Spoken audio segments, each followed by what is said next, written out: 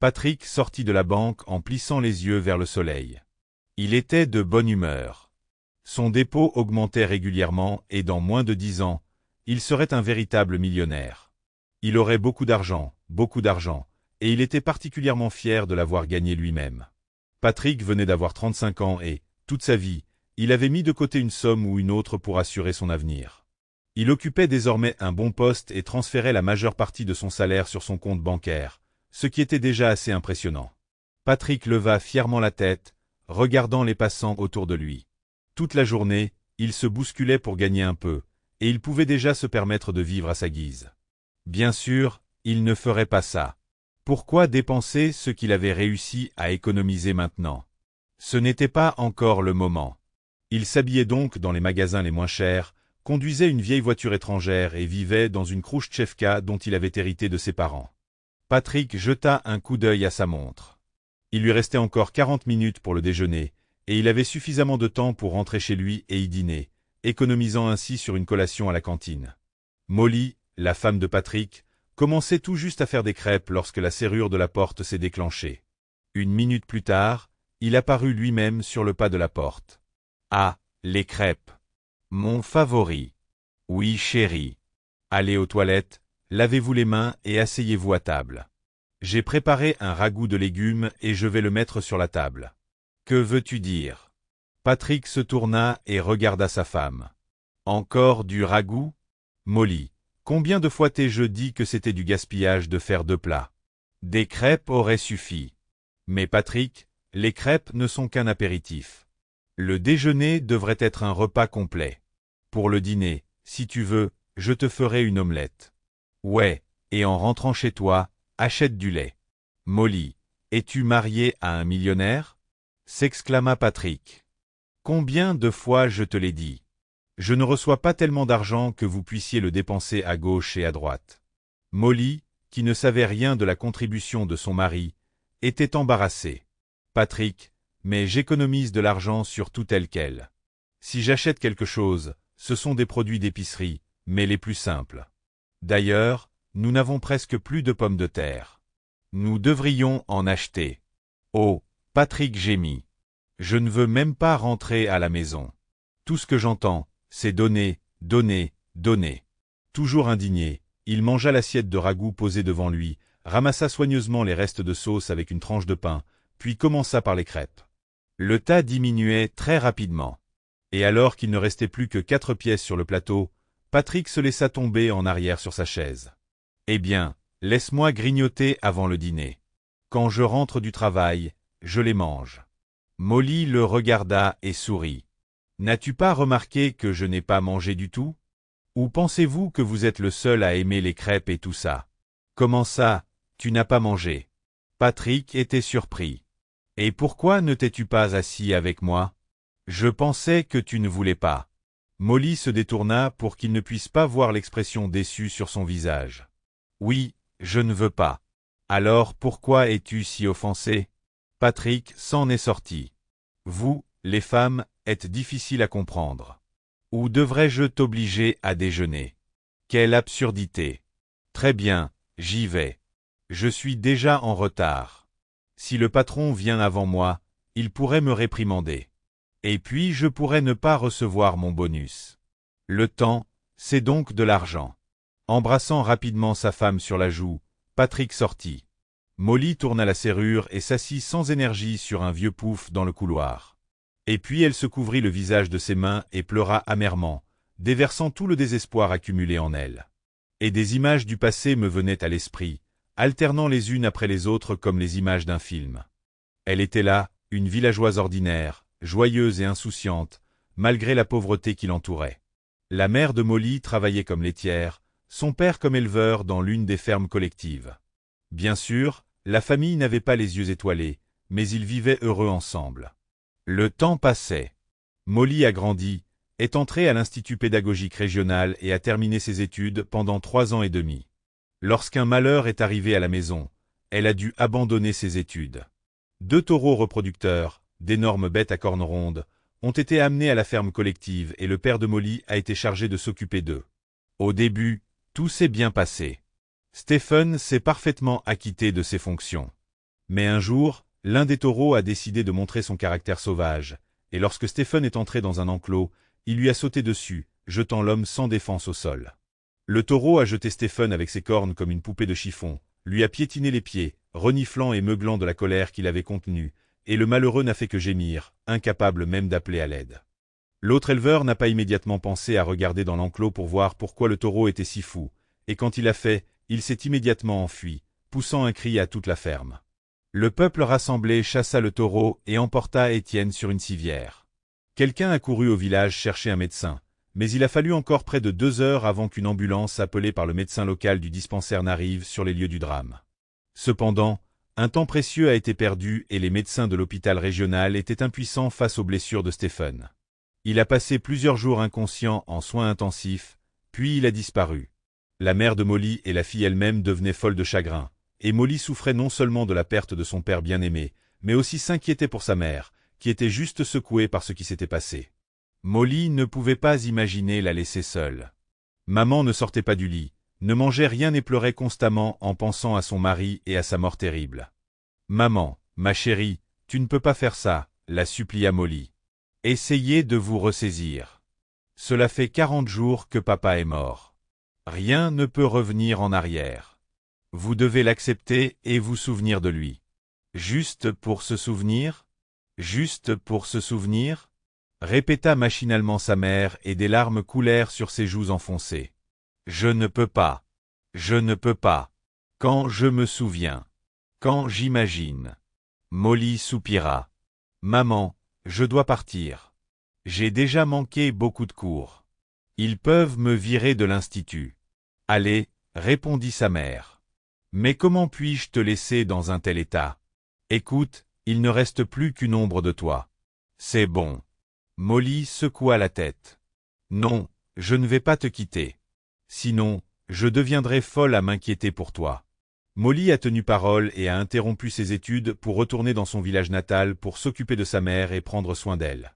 Mais malgré tous ses efforts, 1 an et demi plus tard, sa mère était partie. Elle ne s'est jamais remise de la mort de son mari et ne voulait pas vivre sans lui. Après avoir pleuré sur son sort et enterré sa malheureuse mère, Molly a quitté la maison et s'est rendue en ville, où elle s'est installée dans un dortoir et a trouvé un emploi dans la bibliothèque de l'Institut. 2 années se sont écoulées. Un jour, Molly, rentrant du travail, entra dans un magasin et y fut témoin d'une scène désagréable impliquant un jeune homme séduisant. « Vous ne comprenez pas, dit-il au caissier. J'ai pris ce produit en solde. Il y avait un prix complètement différent. Et maintenant vous dites qu'il n'y a pas d'offre spéciale. Pourquoi n'as-tu pas changé les étiquettes de prix? C'est scandaleux. » Eh bien, mec, le caissier en avait assez de se disputer avec ce client. Payez simplement le montant requis ou remettez les marchandises à leur place. Mais je n'ai pas 200 roubles à payer. L'homme éleva la voix. Ensuite, je procéderai à un remboursement. Cria la caissière, s'énervant. Molly s'avança. Non, je paierai, dit-elle en tendant l'argent du caissier. Elle grommela mécontentement, mais se rassit et tendit le chèque à l'homme. Il regarda Molly, marmonna des mots de gratitude et quitta le magasin sans se retourner. Mais lorsque Molly a également payé ses achats et est sortie, elle a vu qu'il l'attendait. « Je voudrais encore vous remercier », a-t-il dit et prononcé son nom. « Honnêtement, ce n'est pas de ma faute ce qui s'est passé. Il trompe toujours les clients. Mais ça n'a pas fonctionné sur moi.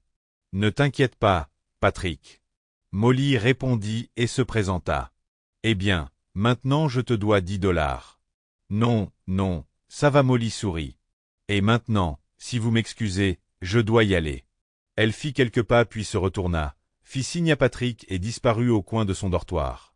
Molly aurait vite oublié ce qui s'était passé. Si un soir, Patrick sur les marches de son dortoir. Il se tenait avec un bouquet de fleurs et attendait clairement quelqu'un. « Patrick. » Molly surprise. « Que faites-vous ici? » « Dans votre attente. » Il répondit et sourit. « Après tout, je vous en dois une. »« Oh, tu dis encore ça, » dit Molly. « Arrête ça.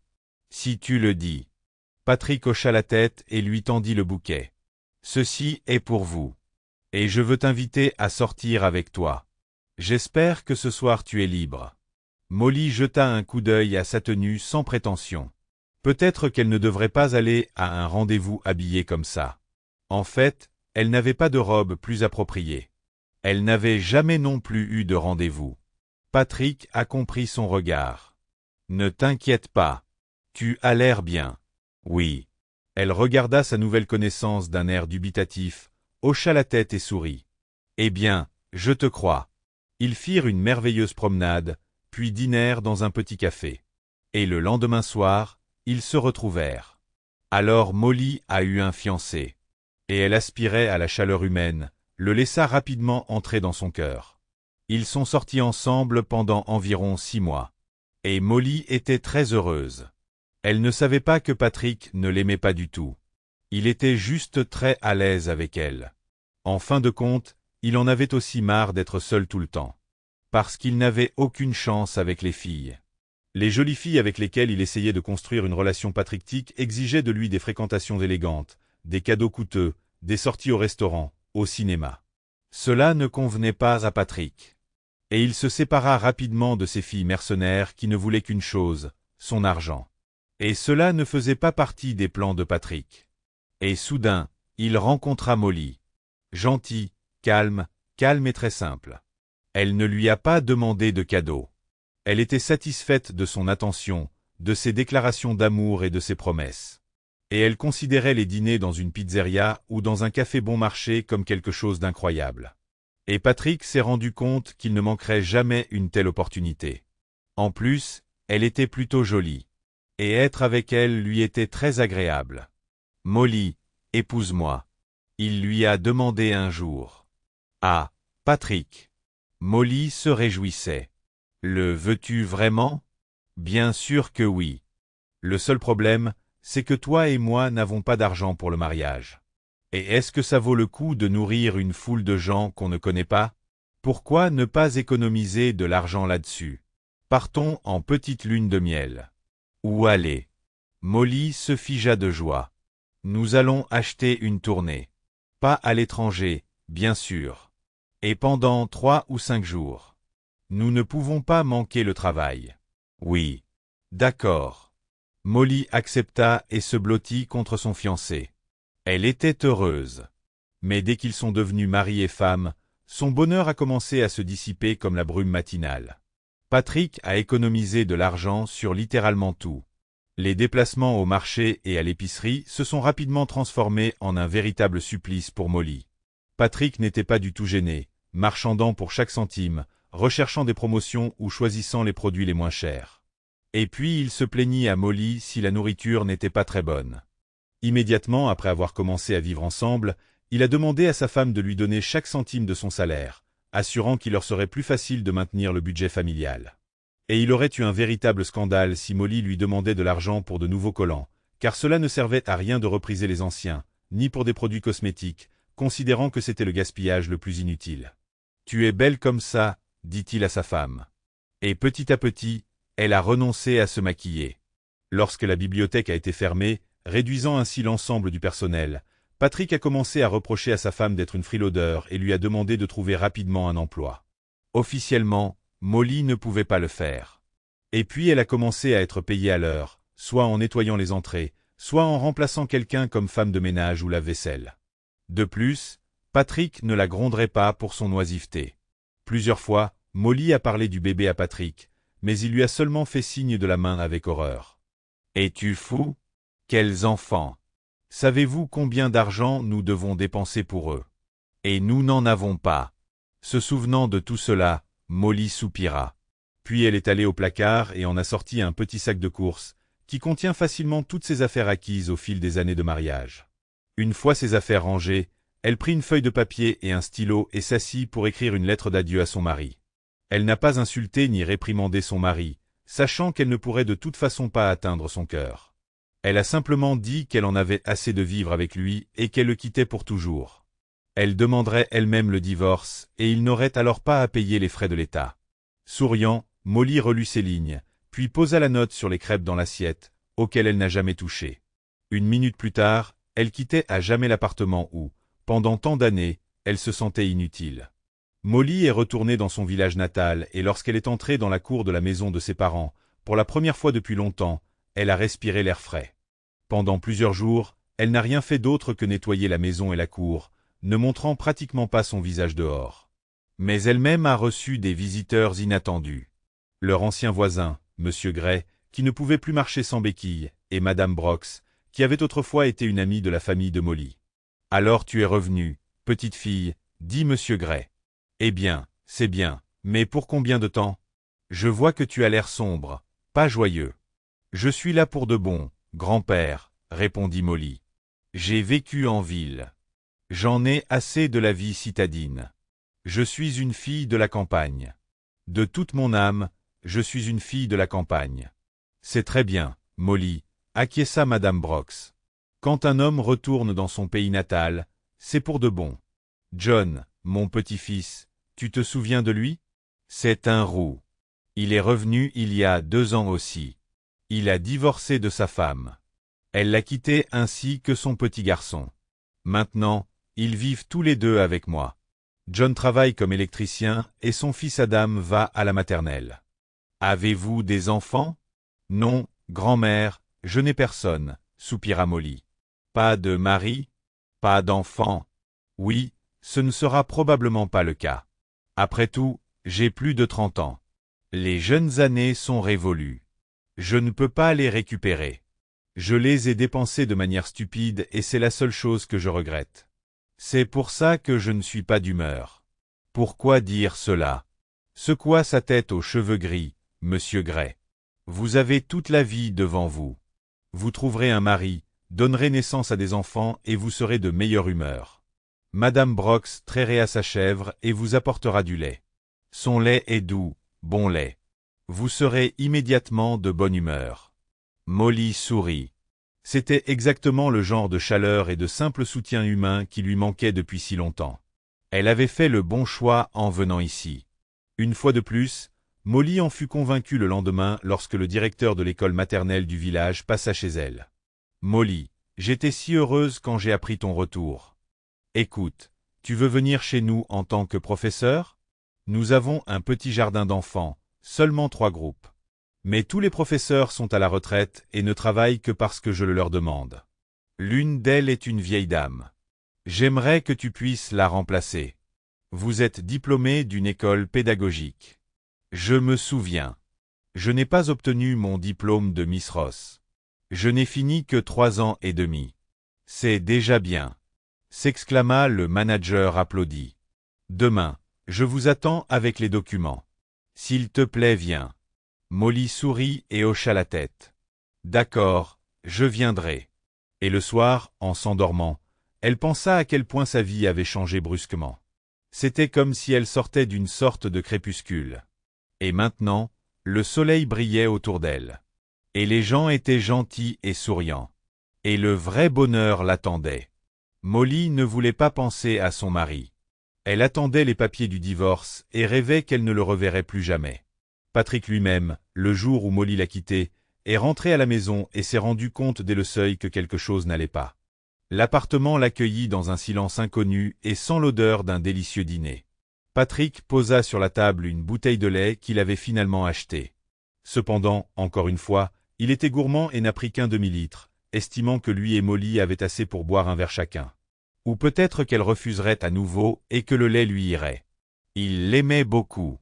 Mais quand il a vu le mot que sa femme lui avait laissé, il est devenu incroyablement furieux. Comment pouvait-elle lui faire ça? Avait-elle oublié combien d'argent il avait dépensé pour elle? Toutes les femmes sont mesquines et mercenaires. Et il n'en aura plus dans sa vie. S'il veut une femme, il la rencontrera à côté. Mais il ne laisse personne entrer chez lui. Ni dans son cœur. Patrick a marché longtemps dans l'appartement, cherchant à voir si Molly avait pris quelque chose qui lui appartenait. Mais toutes les choses étaient à leur place. Et cela a permis à Patrick de se sentir un peu mieux.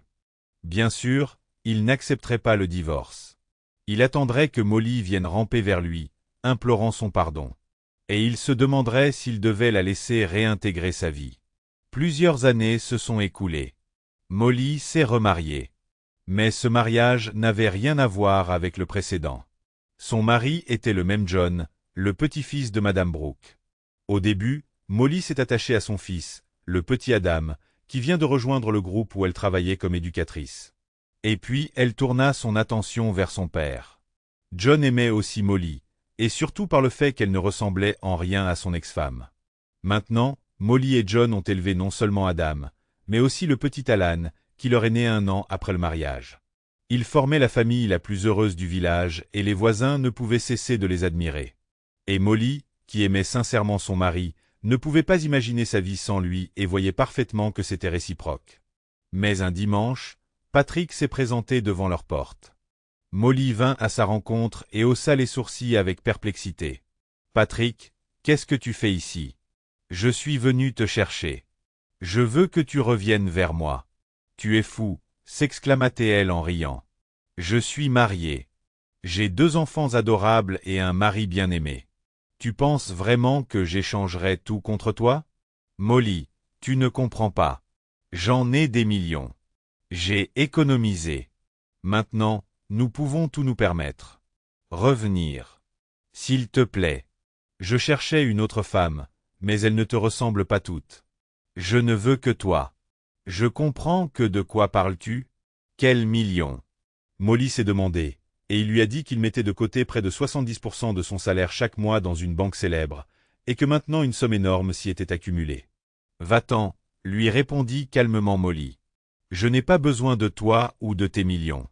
Écoute, la moitié de ta vie est partie. Votre jeunesse est partie et vous emporte avec elle une époque où vous auriez pu profiter de votre vie, aimer, rêver, vivre à la fin. Et vous avez économisé, en gardant la tête baissée. N'oubliez pas que nous dînions souvent avec vous sans pain parce que vous ne vouliez pas en dépenser. Je ne sais pas pourquoi vous avez besoin de vos millions pour l'instant. Que allez-vous faire avec eux ? Et ne viens plus ici. John et moi n'avons pas des millions. Nous avons l'amour et le bonheur, que nous valorisons avant tout l'argent. » Patrick voulait lui dire autre chose, mais à ce moment-là, John est apparu sur le pas de la porte et Patrick a jugé bon de sortir de là. Le lendemain matin, Molly, préparant le petit déjeuner pour sa famille, s'est figée devant la télévision, où le présentateur de la chaîne d'information lui disait qu'une banque bien connue avait déclaré faillite et que les déposants avaient désormais perdu toutes leurs économies. Molly se souvint que c'était le nom de la banque dont parlait Patrick et sourit tristement. « Pauvre Patrick, je ne peux pas imaginer comment il va apporter cette nouvelle. » Puis elle a changé la chaîne d'information sur la chaîne pour enfants et est allée dans la chambre pour réveiller son homme préféré.